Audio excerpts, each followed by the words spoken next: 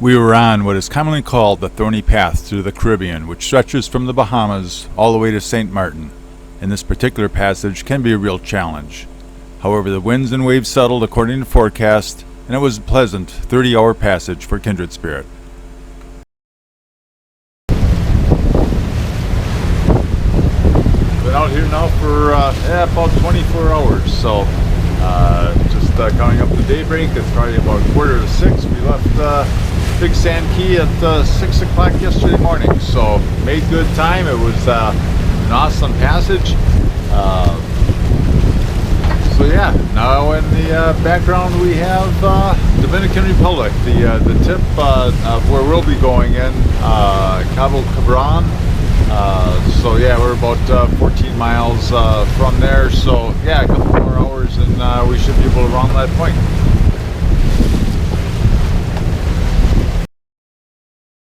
It was a great passage as we sighted 11 whales the previous day as we headed to Samana. We were on the migratory path of the humpback whales and we were at the height of the season. We saw 4 of them playing in our anchorage the prior morning when we departed, and then 2 more were within the hour, reaching in the morning sun. Unknown to us, one swam under the boat and surfaced within 50 feet. It took a while to calm down after that encounter. And then finally we saw 2 mother-calf combinations prior to the sun setting that evening.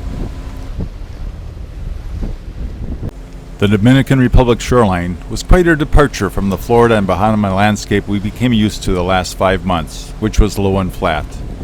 The Dominican Republic is lush and mountainous, and a welcome sight.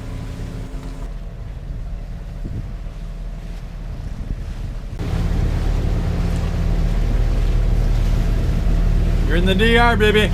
Breakfast in the DR. It's beautiful.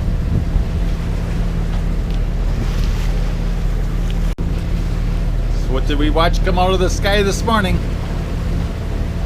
A water spout. It was chasing us down. Yes, my first water spout. Actually my second, but John just didn't tell me about the first one, so interesting. I prefer the whales over the water spouts. It got within about 1.5 miles of us. Then it just dissipated, as they will normally do. We were unsure when the next weather window was going to arrive, so we decided to again remain at a marina to wait. Marina Bahia, where we stayed, was an incredible resort complex. AAA rates it as a 4-diamond facility, and the slip fees were very reasonable at $50 per night. Not a bad deal, and a great place to kill some time. The friends we made in Turks and Caicos were also here, with the McConnell family on Tiger, Hayden and Raydeen on Island Spirit, and Mark on Cat Salee, all pulling in. It was great to see everybody enjoy a slice of paradise with them. Our favorite part of the resort was the infinity pool, which also had a restaurant and bar facility as it looked out on the Bay of Samana. Whales come to this bay to give birth, so there's an abundance of whale activity in the area. While the resort was a nice place to hang, we wanted to get out and see the town and countryside. Hayden and Raydeen rented a car, and Darcy and I tagged along for a day of touring.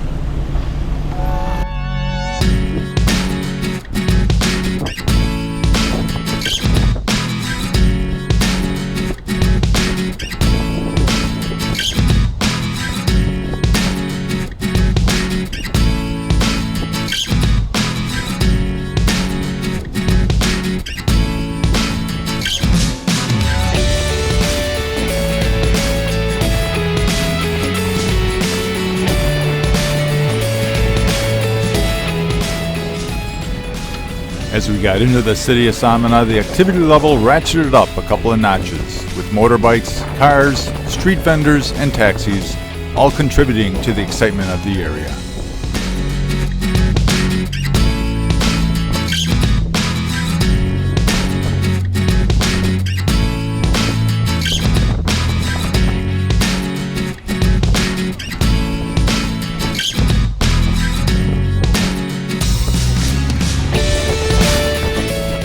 Prior to the marina being built, this was the harbor where everyone would anchor. It's a nice area, but the anchorage is not always calm, and you're located in the center of a noisy town.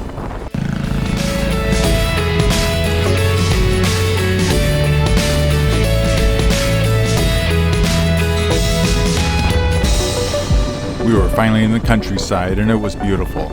We enjoyed it again, seeing lush vegetation and a mountainous terrain.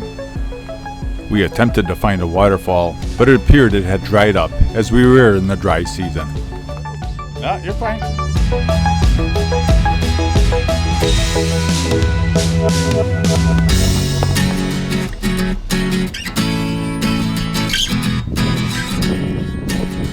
It was at this point where we noticed we were perilously low on gas, and Samana would be too far away to make it. With no local gas stations in this area, the locals in a small adjacent village sold us some gas from their local supply, which allowed us to get back to Samana to fill the tank. Hayden bought a bottle of their local Bregal rum, and we all toasted our thanks to them for their help. What great people.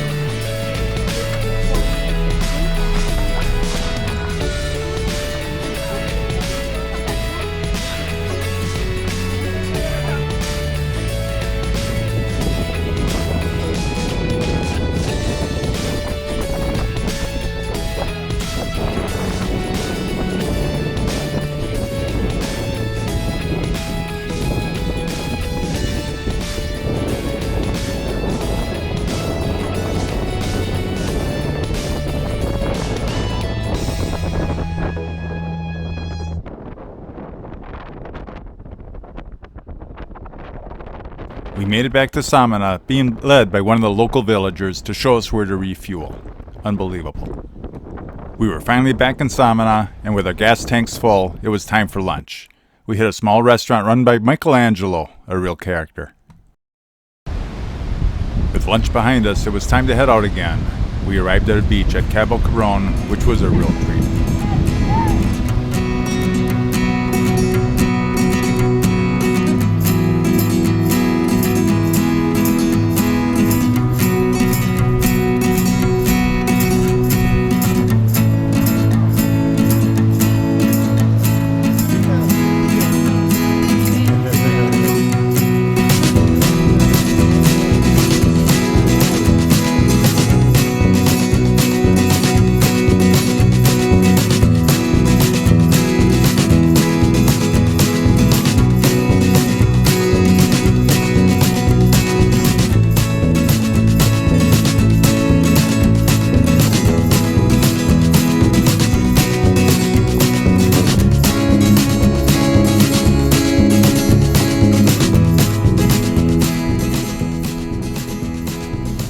With the sun getting lower in the sky, it was time to head back to the marina.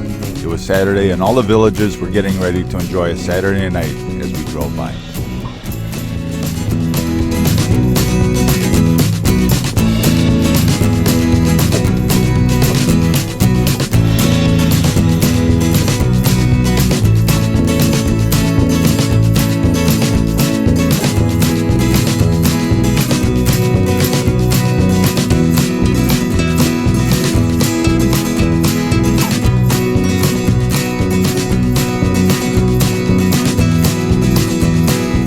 Drove past the village that sold us the gas earlier that day, we were recognized and shared friendly waves. I'm sure we'll be a topic of conversation that evening in that village.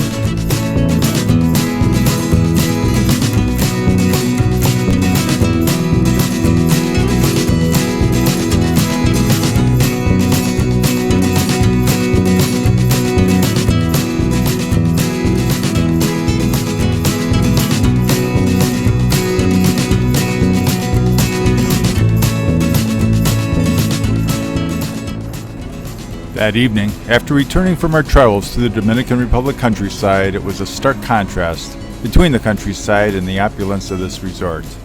While the town and countryside we toured that day was impoverished, we gained an appreciation for the people of the country as everyone smiled, was helpful and kind, and were very proud of their country.